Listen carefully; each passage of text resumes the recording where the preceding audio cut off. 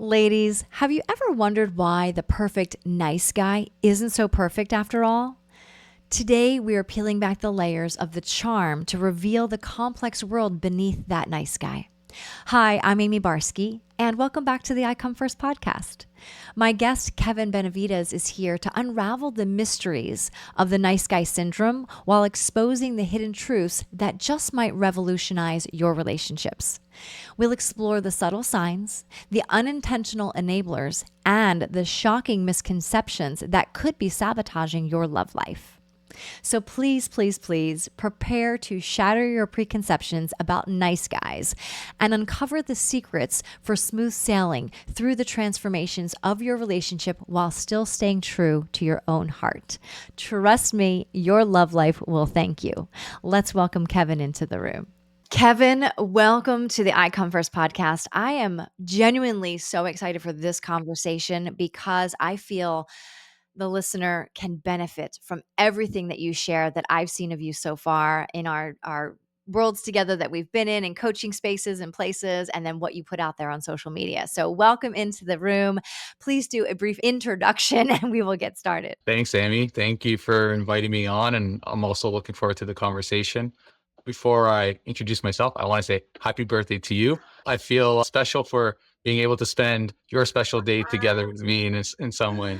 Thank So, you. so my name's Kevin Benavides. 42-year-old man who lives in Ontario, Canada, married with 3 kids. And what I love doing is supporting men. And I've been coaching men for 3.5 years now and helping them really mature emotionally, heal from their past, and step into their authenticity so that they can really thrive and reach their potential in love and in life in general. And, for me, a lot of what I talk about and the passion that I have towards this work with men is because it's the things that I've had to go through in my own life. So I speak a lot from experience. Of course, I've learned a lot in the journey of being a coach and courses and all these things that I've, racked up, but a lot of it comes from personal experience.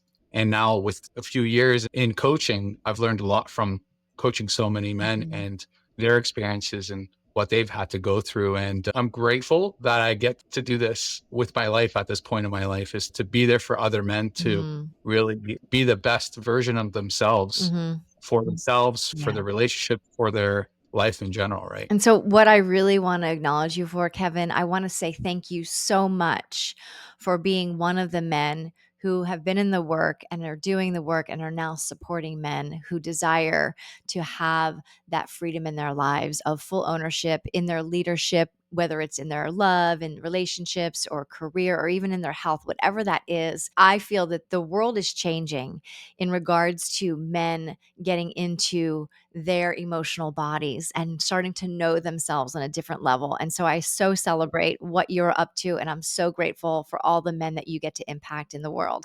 Now, from what I know of you and our times together along our journeys of growing our coaching businesses, you've niched into something called the nice guy syndrome or the nice guy.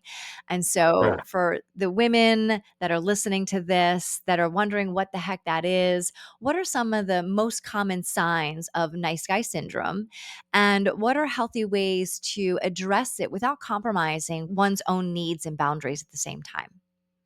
Yeah. So signs of a nice guy. Before we talk about signs of a nice guy, that term, the nice guy, is coined by Robert Glover, Ooh, good to who know.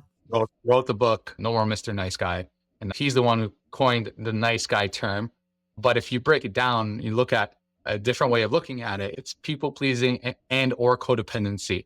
But when you just hear that term, nice guy, it sounds like, what's so wrong with being a nice guy? Oh, we can be nice, but the reality is, for a nice guy, his niceness is transactional, right? Like, I want to appear like this kind, this generous, this giving guy because I need you to approve of me. I need you to validate me. I need you to, be happy with me. And so that's why I'm acting this way, right? That's why a sign of being a nice guy is the guy will not speak his truth. You might not know that, but eventually you will. It's like he will hide himself. He will hide what he's truly thinking, what he's truly feeling, what he actually wants and desires for himself. Because again, he has to placate to everyone else to keep them happy, to make sure that he's in their good books, Mm, right? And so there's an inauthenticity in a nice guy. got it. And so over time, when you're in relationship with one of these men, you'll know, right? Because he just can't say what's actually on his mind. He can't actually be there for you. If you're in a relationship, he can't actually be there for you in the ways that you need. If it's like a woman there, because he's afraid to speak up. He's afraid to make that decision, Mm, right? So the fear of speaking up, the fear of making decisions, being mm, indecisive, mm. that's all signs of being the nice guy, right? So Trying I'm hearing indecisive is one of the to, signs. What else are the, like, the common things that one could look for? yeah, his inability to guide his own life the way he wants to, Mhm. his inability to really just share what's actually going on with Okay. him without placating to the group, right? To Mm. whoever's around him. He's the type of guy that if you say the sky is purple, he'll say, "Hey, yeah, the sky is purple." And he's like, we're like, wait a second. Or if he's, somebody shares an opinion, he's going to go with that opinion, Mm. even if he Okay. doesn't agree. Right. But again, we might not know this if we're just passing by this guy. Right. But when you're in this man's life over time, you start to see, especially when you're in a relationship with him, Got you'll it. be like, he's one way with me, then he's another way with these friends. Then when he's with his family, he's a different way. Like, I don't know the real him Wow. because he keeps on changing depending on who he's around. Right. Wow. Okay. So I have a couple of questions, and I'll start with, is this a learned behavior? Yeah, this is a protective behavior, Okay. right? Yeah, it's definitely learned. So learned from It parents, or learned from, or is it genetic? Is it something passed down No, it's in definitely not okay. genetic. It could pass down in the sense like maybe your parents were very focused on what other people thought, what other people felt, Mm, being that people pleaser, keeping everyone happy. And you just learn, wow, that's just how I operate. Right. So that could be the case. okay. But for the most part, it comes from emotional wounding from childhood, not feeling safe enough to be who he was as a boy, Mm, right? Not feeling capable to say what he actually felt and needed and get that support, get mhm, that love from mom and dad, right? He mhm, had to sort of, again, change or hide certain mhm. parts of himself as a kid to keep mom and dad happy, to Right. get his needs, even the basic needs. And so he learned at a young age, for the most part, that, I can't be myself. I can't say what I need to say. I can't follow what I want because I just need to do whatever keeps mom and dad happy. Right. Right. Wow. So very chameleon-like. I have to, Correct. put on this color here and wear this mask over here to fit in, or in the possibility or in the hopes of feeling like I belong and I fit in, and I'm approved of. Everyone accepts me.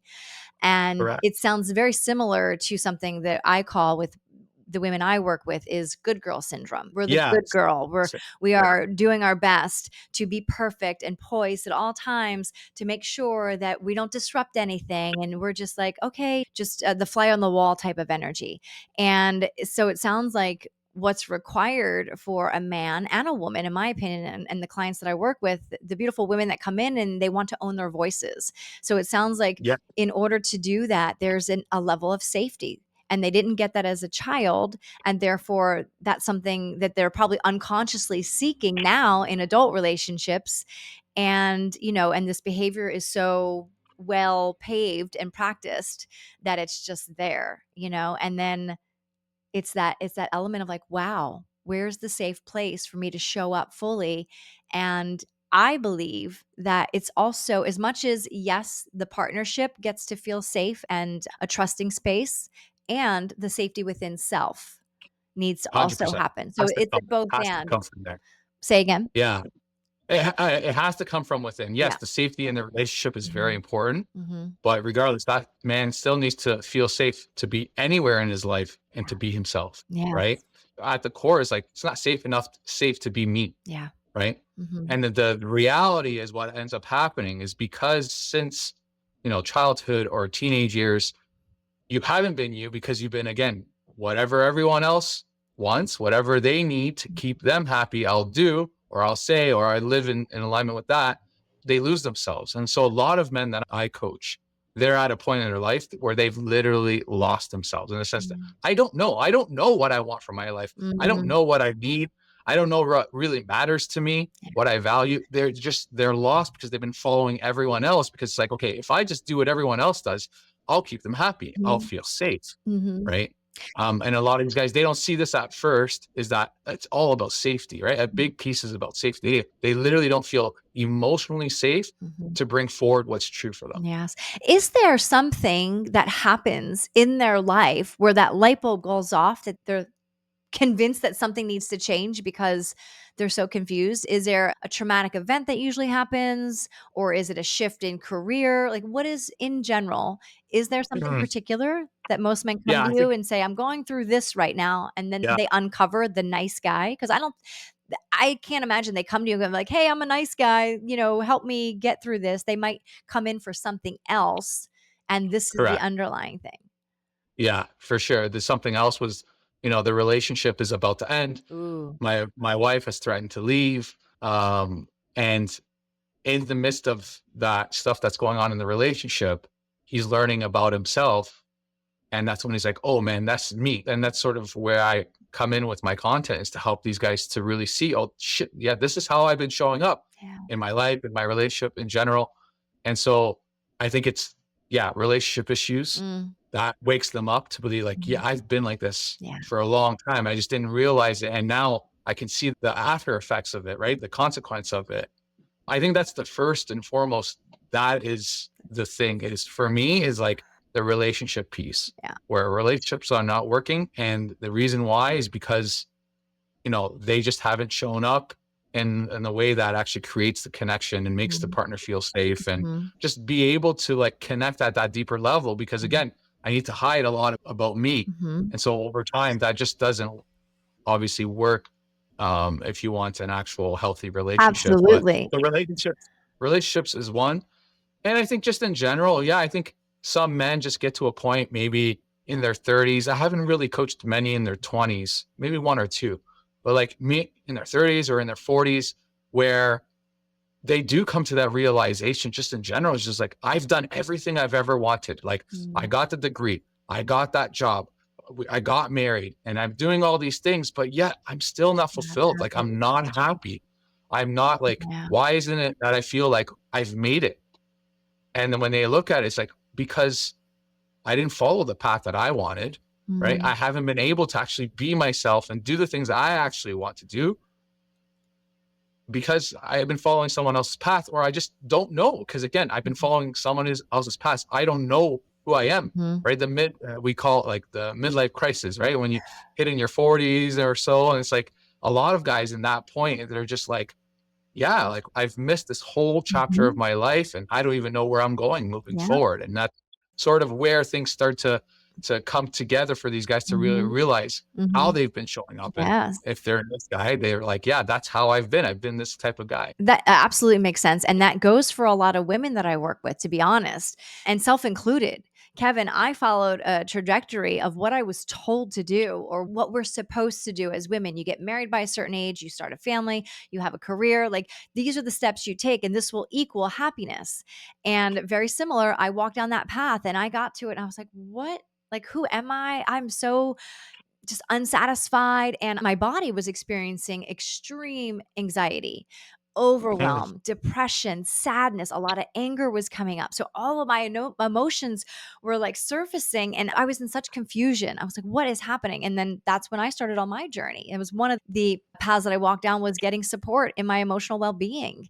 And so I really want to go back to the relationship portion of what you're talking about. Yes, it can be the career or the path that we chose or didn't really choose, but was chosen for us. And in the Correct. relationship, I feel that many women, self included, we feel disconnected from our partners. We feel disconnected emotionally, like he's not emotionally available, things like that.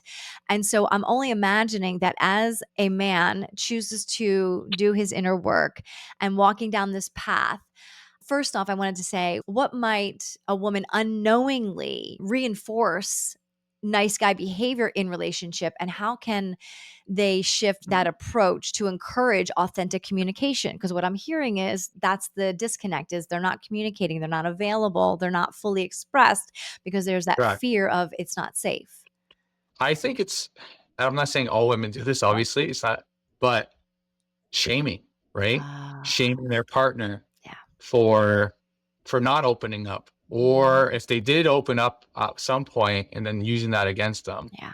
But I think it's more so you know, you never do this. You don't care about me. Like the thing that he's not doing in the case of making the decisions Mhm. or facing the conflict. Mhm. And she's like, you just don't care. It's you're choosing this, Mm. right? You're choosing not to show up in the ways that I need you. Mhm. And in a way, she's right. But in another way, it's like, no, he's not choosing. He just doesn't feel, again, he just doesn't feel safe. It's not familiar. Mhm. And then by her sort of poking at that, it just like reconfirms, like, yeah, I can't. It's not safe for me to open up. It's not Mhm. safe for me to make the decision because look, she's gonna freak out, right? Yes. And that's one of the things that a nice guy often really fears is Mhm. wife being upset. Mhm. Like I can't deal with that. Yes. If he's not happy with me, I can't function, right? That's the like sort of like Mm. the codependent piece is like Mm. I I'm okay if you're okay. If you're not okay, I'm not okay. I can't function. By her bringing forward, of course, her frustrations and her hurt, but in the way of like, well, you're choosing this. Mhm. You're choosing to stay like this. You don't want to be here with me. And it's like, no, he does. He just doesn't He know doesn't how to. He's exactly. just too scared to. He's just too scared to do anything else. Right. And he doesn't know how because it's never been a Yeah. practice He never where he been could do exactly. yeah, where he could do that. Yeah. And so, ladies, I really want you to hear this loud and clear. Under every complaint is a request. Request for what you need from a place of love and compassion. Because if you keep Hmm. coming at your man, your partner, your spouse, what have you, with the energy of, like Kevin was saying, shaming or digging or putting somebody down or not enough, that energy will never get us anywhere. I'm living from experience firsthand. So really hear that loud and clear. Like you get to make requests from a place that's heartfelt and centered, and Yeah. that where he can actually hear what you're saying. Because if he is in shutdown already and he's already like, I'm a no because you're coming at him energetically, it's never going to Yeah. be received in the way in which you want it to be received. Yeah. And a lot of the men that I've coached, few that I'm coaching right now, they're at this place because they've had that compassion and understanding from the wife where she did make the request and she did point out in a loving way, hey, this is what I've noticed, right? Mhm. Can we talk about this? So Yeah. of course he's a little bit more open to like, okay, like I hear you, because yes, there's frustrations and there's this connection in the relationship. He can sense it, he can see it. And so there, when she brings the request in a loving way, he's more open to like, okay, I'm going to listen to you. What is it that you see about me? And then he agrees, right? Oh, after time, he's like, yeah, you're right. And again, that opens him up to be able to take those steps forward to get the Mhm. support he needs, Yeah. because he's receiving it in a way where like, okay, this woman, she's sharing this because she wants the best for me. Right. And now whatever that timeline is, he's eventually ready for okay, let me Mhm. take that step forward, I love right, to work on me. it. Because at the end of the day, I help men with the relationship with themselves. It touches their relationship with others, but it's first and foremost them. And then when that shifts within themselves, that's how they can show up differently in a relationship, right? Of But course. it has to start with them. Mhm. Because at the end of the day, when we talk about a nice guy, he is so disconnected from himself, doesn't feel worthy, Yeah. right? Doesn't have that confidence. And so that all that needs to shift, plus the emotional ones that could be there, or even trauma of some sort. Right. There's all that stuff that he needs to look at within himself and work Mhm. on within himself so that he can show up differently in the Absolutely. relationship, right? Absolutely, absolutely. So in your experience, Kevin, what are the most common misconceptions about a nice guy that women should be aware of when navigating a relationship? That if he is nice, if he agrees with you all the time Mm, and goes along with everything that you want, that he's the catch, right? He's the catch. He's like, you should go after that guy. Because the reality is, yes, you want somebody who's kind and generous and will support you with what you're looking for, but you also need some edge, right? Yes. You also need a little bit of pushback. Yeah. So the misconception is Mhm. like, what again, what's wrong with being a nice guy? Like, I want a nice guy in my life. Again, I know these are just words, but it's also conceptually like how we view people in general, human beings, right? Mhm. And we think, yeah, like, yes, I want that, right? I want to be able to receive. I want him to be, there for me all the time. But over time, you're not going to want that, right? Misconception. I want him to be around me all the time. No, you're not, because they're eventually he's not going to let you go. Because a lot of nice guys are like that. I was like Mhm. that, where I didn't have a life outside of my relationship, Mm. out of my marriage. It was all like I was either at work or I was with her. And over time, that's suffocating for anyone. I don't know if I properly answered your No, question, but I was that was fantastic, and it is so yeah, important for when people are in relationship to still have their own lives, their own correct. hobbies, their own communities, their own friends, and it's not to say that it all can't come together and commune as well, but there gets to be the moment of filling up your own cup and having that solitude and having that, that man's Yeah, cave or that woman's, moment where you're out and just pampering yourself exactly. or whatever that is. It's so necessary. And we live in a world where we feel or we've learned that self care is a luxury. And the truth is, it's not, it's a necessity. Self care meaning filling up your own cup, being with the guys, being with the girls, having your own time, having your own activities and things like that, because that's what's nurturing you. And then can you Yeah, imagine being able to share something so uniquely yours with your partner at the dinner table or with the family and just be like, hey, this is what I got to do today. And having a conversation that's simply just a newness and a freshness, and you can feel their aliveness when they give that to themselves. At least that's been my experience when I work with clients and they're telling me that their partner like came to the conversation at the dinner table so revived and just like energized and like almost like that little child was like, oh my God, I can't wait to yeah, tell you what happened. That excitement excites us as women. of course. And so it's so much fun to see when someone gives themselves that opportunity to do that, that it hopefully can continue or will continue because they get a glimpse of like, oh wow, that felt really good, and then maybe that can Yeah, start to be implemented on the weekly or the monthly or something that yeah, truly gives for them sure. them time, filling up your own cup time. Yeah. So like for me, I know like in the past, I didn't have, again, like I said, I didn't have a life outside of my marriage. Mm. It was just my wife. And I would go along with whatever she wanted to do, wherever she wanted to go. But as I was doing these things, I was like upset, frustrated. I wasn't in a state where you would want to be with me anyways. And I know that's the case with some of these men is that's the whole thing, right? They just go along to get along, Yeah. right? And so you'll actually literally go along on the trip. You'll go along on the shopping trip, on the vacation, or on the night out or whatever. And it's like, you didn't need to do that. You didn't need to go. You didn't want to go. Give her space. Yeah. Right. And I experienced the same thing when I was able to do my own thing and my wife was able to do her own thing. It was great to share our experiences afterwards, and like you said, it's like we were filling up our cup, as cliche as that is, but like I feel energized because I went on that bike ride and sat on the underneath the tree for a few hours and I was relaxed. I went out and I checked out the concert with my friend. Mhm. Like all these things for me, like that's my stuff that fills my cup up, right? That's my personal fuel. Yeah. That helps me show up completely differently in the relationship because Absolutely. like I'm vitalized, right? Like I'm alive Mhm. instead of like, oh, okay, yes, we'll go do that thing tonight. Sure, yes, we'll.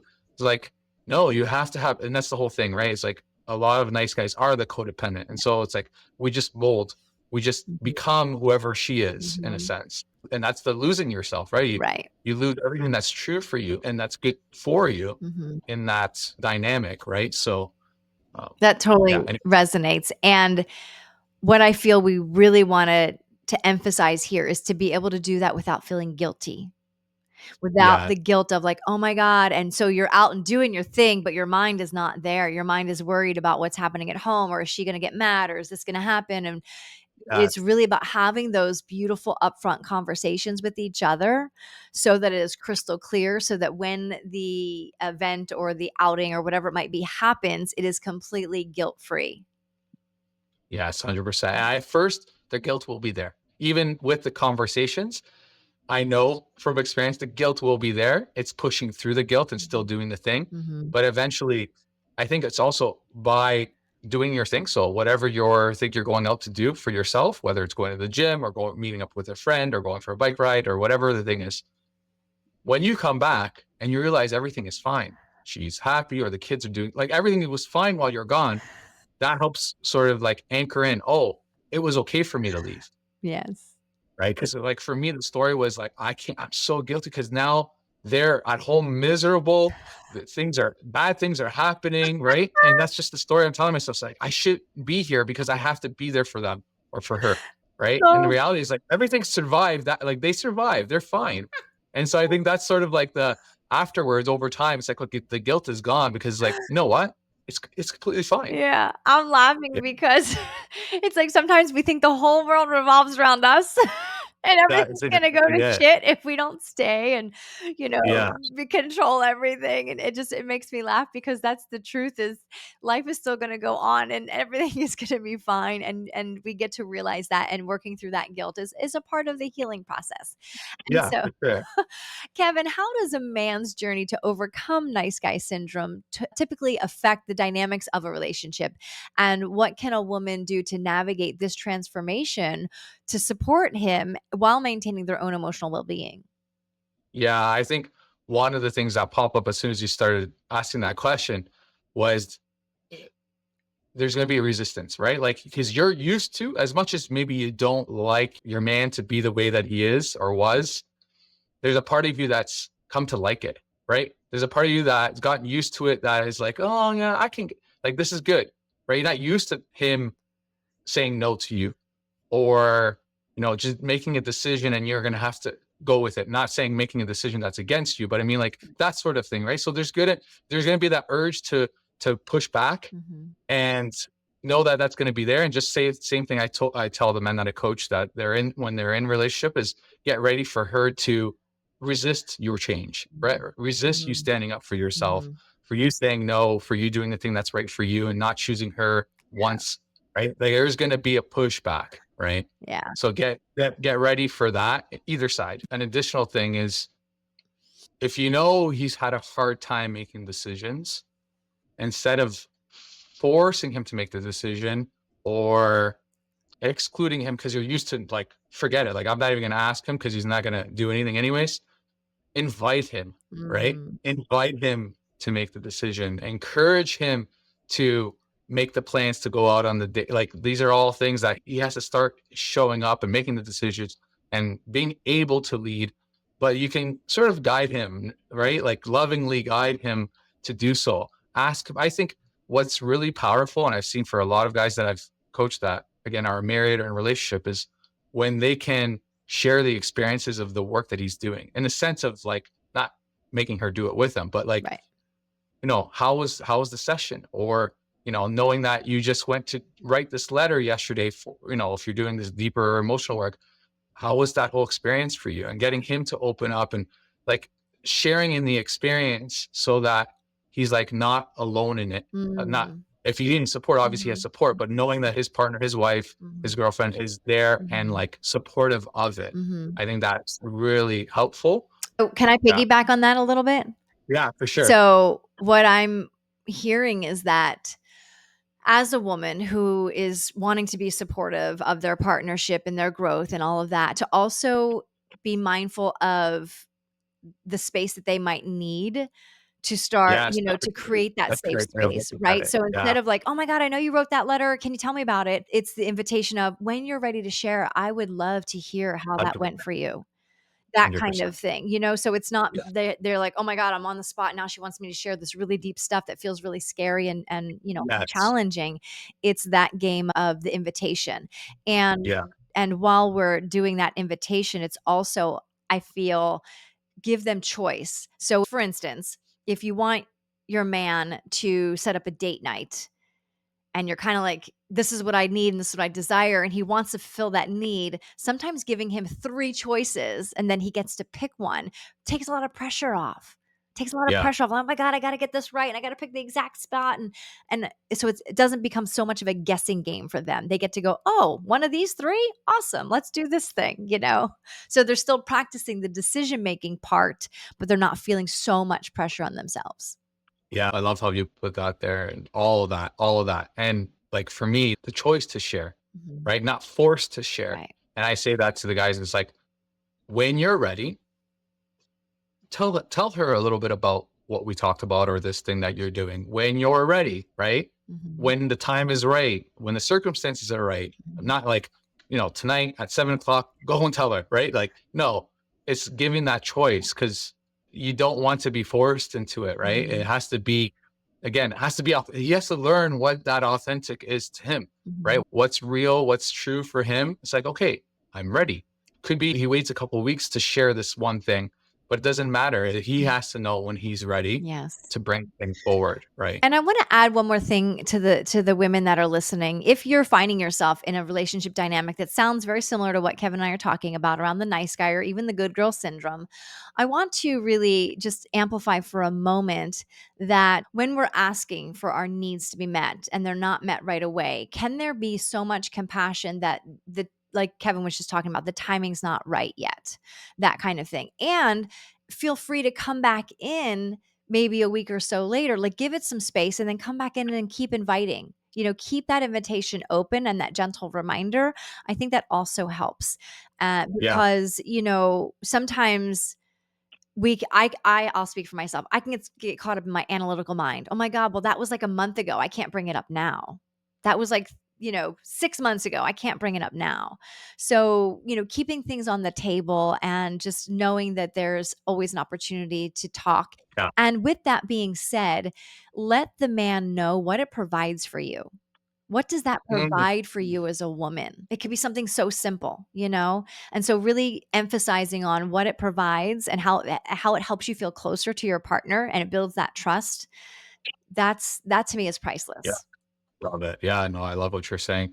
Another thing that came up as you're sharing that, I thought of another thing that would support a man going through this process of breaking free from being the nice guy, if you're the partner, is if he's doing, like for me, the work that I do, part of the work, we dig into the inner child, right? Mm, Because that is the part that doesn't feel safe, all right, to share, to speak up, to do what's right for him. It's that little boy inside. And mhm, so I do that type of work with men. It's a part of the coaching. And so if your man is doing that sort of inner child work at some level, I think what's really, really powerful is when he acts a certain way that you don't like, right? That is maybe still a little bit passive. Instead of looking at him the way you see him, see the little boy inside of him mhm, and see what changes for you, mhm, right? And maybe even have conversations about that where you both agree to like, hey, I'm noticing little John is like present in front of me right now. yeah, What do you think he needs yeah, in this moment? That's like really, really supportive. mhm, But it's the lens of like, he's so scared he won't say the thing he has to say. He won't make the decision because the boy inside of him is saying, don't do it. Don't do it. mhm, Right. Because the reality is when we get into relationships, until a lot of us do this work on ourselves, man, woman, doesn't matter what gender, when you go into a relationship, it's an inner child in a relationship with another inner child. mhm, And so if you as a woman in this case see your man and be like, oh, I get it. Like, I'm not going to be so upset because there's that part of him he's still trying to heal that mhm. is actually active right now. Yeah. Right. So yeah, that's my thought on that. I It's think so it's really true. It's powerful. so true. And when we notice as humans, and this is with anybody, man, woman, romantic relationship, not siblings, parents, what have you, when there's conflict, it's almost always two inner children going at it. It's hardly ever Yeah. the adult, conscious, open-minded, open-hearted human being that stands in front of us. It's that little girl, that little boy that going, oh my God, and just having My the God. tantrum. So Too scary. Yeah. yeah. It's either too scary or I don't know how to deal with this Mhm. and I'm just going to freak out. Yep. Right. So true. So true. Well, oh my gosh. Wow. This is so good. I love everything that you shared. And I can so relate because I definitely have the tendencies. Well, not so much anymore because I've worked through a lot of it, but the people pleasing and the good girl Yeah. syndrome, let me tell you, that was a thing that was running the show most of my life. Seriously, like real talk. And when I started to take ownership of my life, really continue to step into my own power, take my power back because I was handing it over to everybody and everything else. I was like, no, you make the decision. And that's how I really lost control of my life. I was just, everyone else was making decisions for me. And Mhm. the ownership of the voice part, both men and women, it's really like own your voice, meaning get clear with your values and standards. Get so clear with what's important to you. Get so clear with what you desire when it comes to relationship with self and others. Because we can make a laundry list of what we desire in somebody else. But if we're not walking that same walk that we want reflected back, then it's probably not going to show up in our lives. So Yeah. that's the game Yeah. that I've been up to. And it has been a challenging game at times and so worth every single investment that I've made, every single hour that I've spent on calls with coaches or the healing processes, like all of it. It's just been absolutely well worth it to get me where I am today. Mm. Yeah. So I I want to ask, oh, do you have anything else you want to add as we start to No, I close? was gonna say the alignment of what's true for that person, Mhm, right? mhm, It's like, what do I value? mhm. Right? Because that's a huge piece that will guide your life is when you really know what's important to you. Because we say we value certain things, but our actions show Yeah. otherwise, right? We're actually Mhm, valuing completely other things. mhm. So when True. you can get back to know, no, this is what truly is, this is what I aspire to be to make it really Mhm. important in my life. Okay. Now we start taking that path Right. with the actions you take, the decisions you make, the things that you say, so that it's in alignment with what you say is really important, what Right. you value, right? So it's Exactly. huge piece, Yes. huge piece. I mean, I've had several conversations with clients when I ask, "Well, what do you want?" And they're just like a deer in the headlights. Like, I had one client actually break down and cry because no one's ever asked her what she wanted. She was just going Mhm. along for the ride and saying yes to whatever landed in her lap, not really getting clear on what she truly desired. And so Yeah. it is so important to get clear on all of that and start walking that walk in a more aligned state of being in the world. How can people find you? What's the best way? Instagram Um, at the canvas within, or type in Kevin Benavides, either or, you'll find me. That's where I Amazing. put all my content out, and you can send me a DM. I'm always open to a conversation. Yes, please. If you're listening and this resonates, please send Kevin a DM and say, I heard you on the I Come First podcast, and my partner would love to work with you, or whatever that might be. Like, just start the conversation. We live in a world where we're so consumed with like technology and gadgets and phones and computers and Zoom calls and all the things, yet there's still some kind of disconnect. And a friend of mine said it in a brilliant way the other day: television versus telephone. And it's almost like we're looking at these televisions all the time. And let's start to make that dialogue into a telephone. Like, use it as a tool to connect to each other, not just to consume, but actually have connection versus consumption, Yeah. you know? Yes. So Yeah. that's Yeah. exciting. Well, thank you so much, Kevin, for coming on and sharing your wisdom, your knowledge. And I just so appreciate you taking the time. Please give your family, your wife, a big hug for me. And Thank you. we'll talk to you soon. Yeah. Thanks for having me on. I enjoy the conversation as well. Thank you.